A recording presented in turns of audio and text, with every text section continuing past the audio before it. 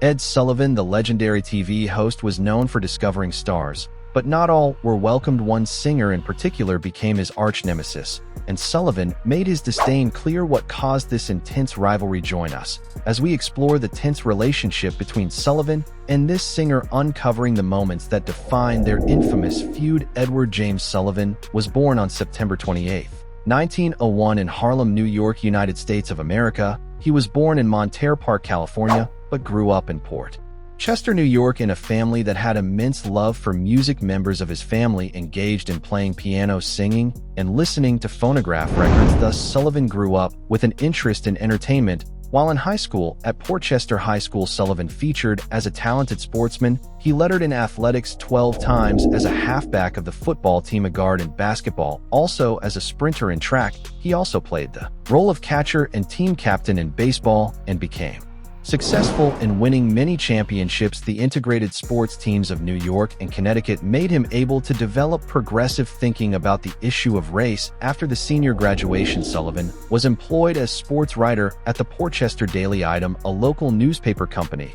Before that, he only worked for a short stint for the Hartford Post before becoming a member of the New York Evening Mail, where he was assigned to cover sports. Sullivan, after working with the Evening Mail, occupied many positions with the AP, the Philadelphia Bulletin, the Morning World, the Morning Telegraph, the New York Bulletin, and the Leader. After the paper closed in 1923, in 1927, he joined New York Evening Graphic as a sports writer and was shortly promoted as the sports editor. Sullivan's success excelled, aided in 1929 when he replaced Walter Winchell to be the Broadway columnist of the Graphic. He then shifted to New York Daily News, where he penned down a column called Little Old New York, which mainly dwelt in Broadway shows affairs. During this time, Sullivan brought show business news to radio, and both wrote and starred in the 1933 film Mr. Broadway.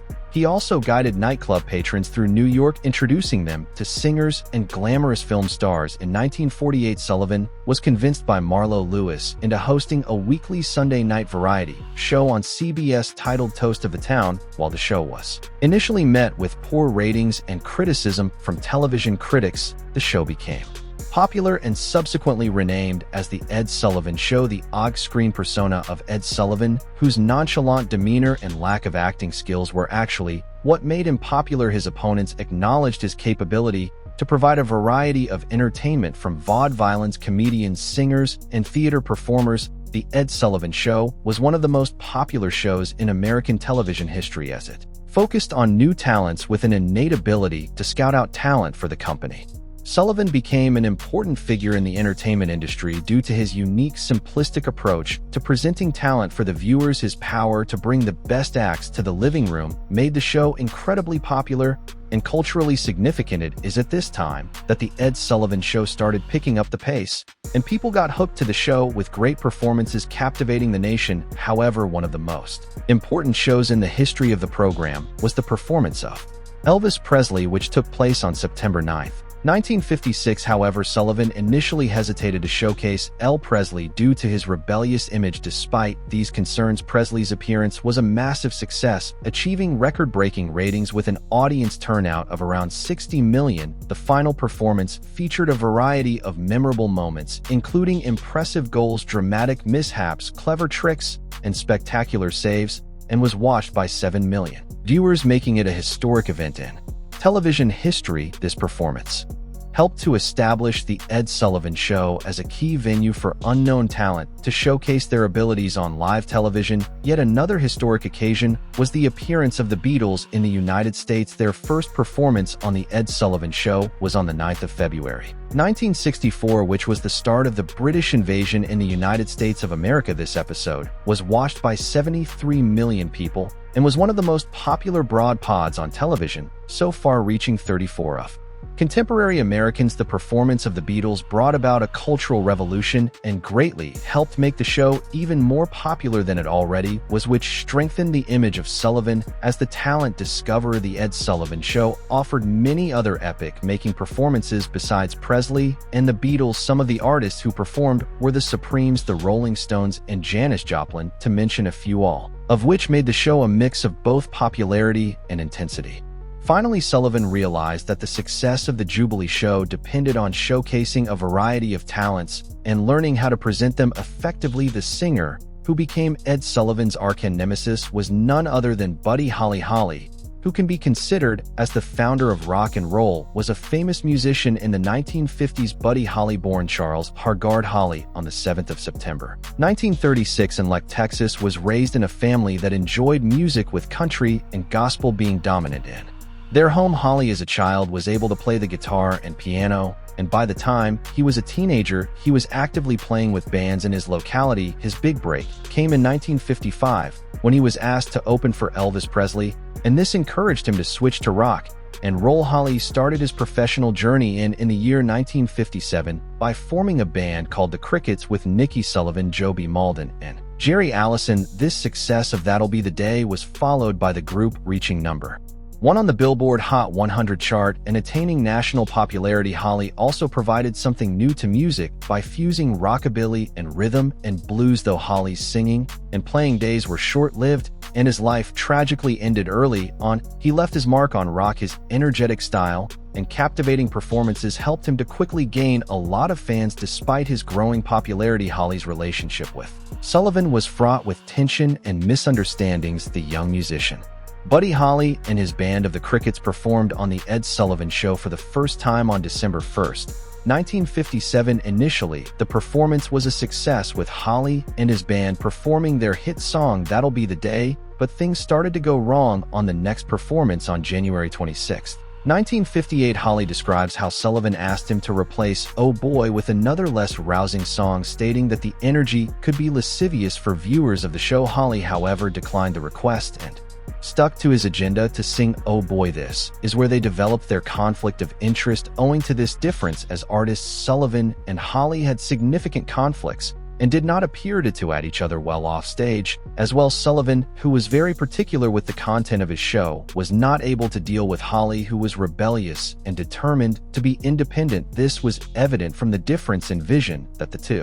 personalities had regarding how the performance was to be conducted. Sullivan wanted to tone down the boisterousness of Stone and have him act more composed, while Holly was determined to maintain his energy that made fans gravitate to him. While performing in the show aired on January 1958, the viewers could sense the dissatisfaction of Sullivan with Holly. Sullivan later introduced him as Holly Swan, a clear disrespect from most people's point of view. Additionally, technical issues marred the performance, with Holly's guitar microphone being turned off, a problem not typically encountered on such a well-managed show. However, such difficulties did not prevent Holly with the Crickets from giving a good show to the audience. Although it was impossible to overlook the tension on stage, the on-air clash quickly became a topic of national conversation. Entertainment and newspapers' dailies were filled with the reports on the incident. Speculations have arisen regarding certain technical difficulties and the palpable discomfort of Sullivan. The mainstream media contributed this rivalry to a conflict between the morality of the television hosts and the promiscuity of rock and roll. Publications highlighted the stark contrast between Sullivan's traditional approach to entertainment and Holly's innovative rock and roll style. Articles and opinion pieces debated the implications of the feud for the future of television and music, with some siding with Sullivan's desire for control and others championing Holly's insistence on artistic freedom. This rivalry had several implications on the Sullivan Show and Holly's musical career. For the Ed Sullivan Show, the case emphasized the host's rude and authoritarian attitude towards performers and guests, especially those of rock and roll music bands. However, the show went on a high-growth phase primarily because of covering so many performers and Sullivan already having an identity of his own. However, the conflict with Sullivan left a rather mixed legacy for Buddy Holly. On one hand, the incident helped Holly strengthen his image of a rebellious, independent artist who would appeal to the growing rock and roll audience. Buddy Holly's refusal to comply with Sullivan's demands solidified his reputation as more than just a musical rebel. It cast him as an outlaw. This defiance resonated with youthful listeners who were eager for radical change in the music industry, enhancing his popularity,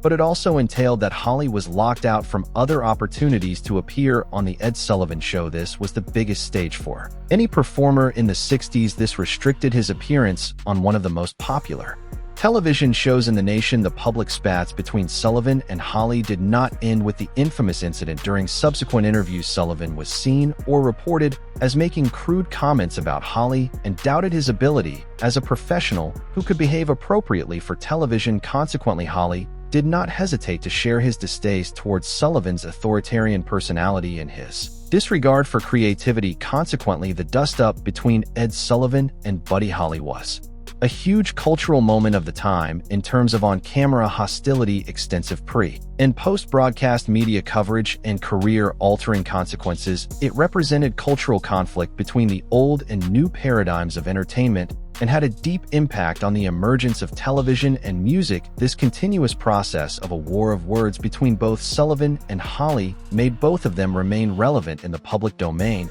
and also making them legends. It served to bring out the cultural revolution that was sweeping through America during the late 1950s, with rock and roll questioning the norms of entertainment. The audience reaction to the feud was mixed, but significant fans of Buddy Holly, particularly the younger rock and roll audience, viewed him as a hero for standing up to Sullivan's authoritative approach. Holly's refusal to conform to Sullivan's demands resonated with the rebellious spirit of the times, further endearing him to his fan base. This support was evident in the continued success of Holly's music, which thrived despite, or perhaps because of, the controversy. For viewers of the Ed Sullivan Show, the feud added an element of drama and unpredictability. Some longtime viewers were loyal to Sullivan and appreciated his efforts to maintain a certain standard on the show. However, others were intrigued by the rebellious nature of artists like Holly and saw the feud as a symbol of the cultural shift occurring in America. The feud's impact on the show's ratings was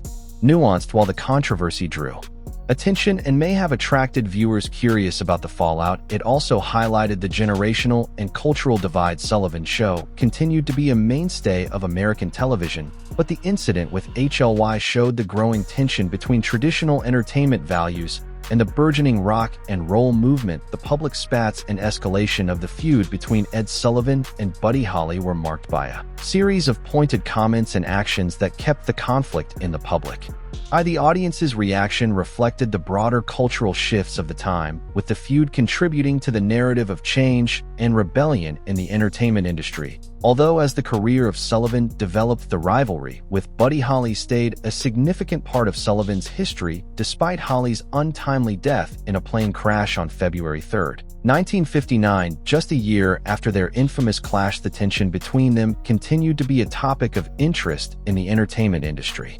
Sullivan continued his show well into the 1960s with a host of different artists and musicians, but the experience with Holly underlined Sullivan's authoritarian attitude towards his program. Even during the later years of his career, there was no drastic change in how Sullivan dealt with performers. He maintained strict control over what the performers displayed on his program and insisted that acts must be appropriate for family audiences. This control sometimes led to other strings of conflict with other artists, but none as notorious and significantly damaging as the one with Holly. For instance, the Doors were banned from the show after Jim Morrison sang the original lyrics of Light My Fire, defying Sullivan's request to change the line, "Girl, we couldn't get much higher." Similarly, Bo Diddley was blacklisted after performing his own song instead of the one Sullivan had approved. As for the conflict between Ed Sullivan and Buddy Holly, there were no attempts at reconciliation made due to Holly passing away not long after the issue, but over time it appears that Sullivan softened his view on rock and roll, at least marginally. He continued to feature rock and roll acts on his show, recognizing their undeniable popularity and cultural significance. Acts like the Rolling Stones and the Supremes performed on the Ed Sullivan Show, attracting younger audiences and keeping the show relevant in the evolving entertainment landscape. While holding occasional interviews and giving public speeches, Sullivan discussed his career and experience working with different artists, though rarely elaborated on the confrontation with Holly. Finally, it was quite apparent that although he recognized Holly's abilities, their conflict on a more intimate level influenced his professional life. Even in the management of these performers, Sullivan made slight modifications in his approaches. On the one hand, he did not compromise regarding the show's values, but sometimes loosened the rein to prospect with new ideas as the public interest shifted. Overall, The Ed Sullivan Show was an influential part of cultural America during the time it aired. One significant function it played in the youth culture was that it connected various generational divides and genres, thus introducing rock and roll into the American pop home. It was a typical American show with all sorts of performers, including musicians, classical orchestras, rock bands, comedians, puppeteers, and anyone else who wanted to perform.